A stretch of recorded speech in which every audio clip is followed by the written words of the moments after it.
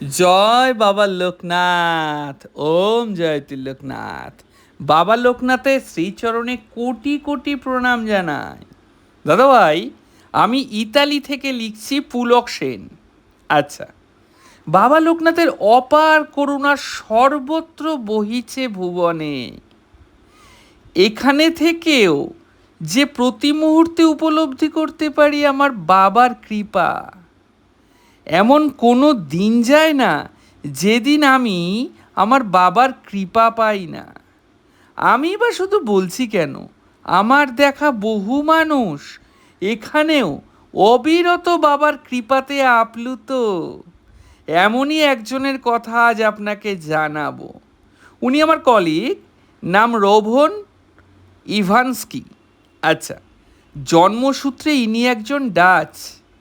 পারিবারিক নানা কারণে ইনি সমস্যাগ্রস্ত ছিলেন। আমার সঙ্গে অনেক কথা তিনি শেয়ার করতেন। তবে তিনি পারিবারিক থেকে শুরু করে সমস্ত ব্যাপারেই আমার পরম নিশ্চিন্ত ভাব দেখে খুব অবাক হতেন।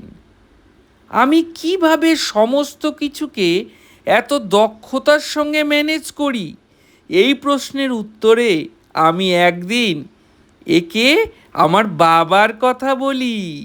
শুনে ভদ্রলোক বেশ চমকে যান। বলেন, সে কি, একজন মানুষ 160 বছর ধরে বহাল তবিয়তে বেঁচেছিলেন? তখন আমি তাকে বলি, তাহলে তুমি বলো, তিনি কি কোনো সাধারণ মানুষ হতে পারেন?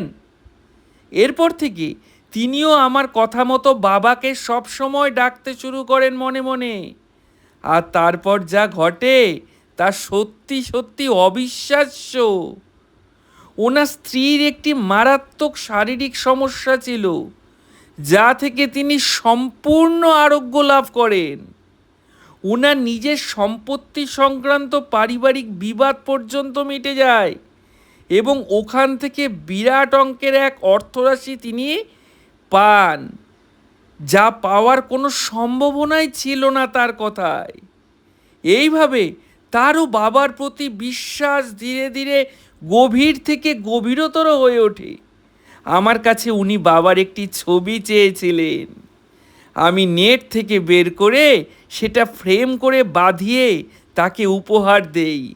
সে আবেগে আপ্লুত হয়ে আমায় জড়িয়ে ধরে। এখন তিনি ইন্টারনেটে বাংলা শিখছেন বাবার কৃপা সংক্রান্ত সমস্ত কাহিনীগুলো শুনবেন বলে। সত্যি দাদাভাই, বাবার লীলা বোঝা ভার।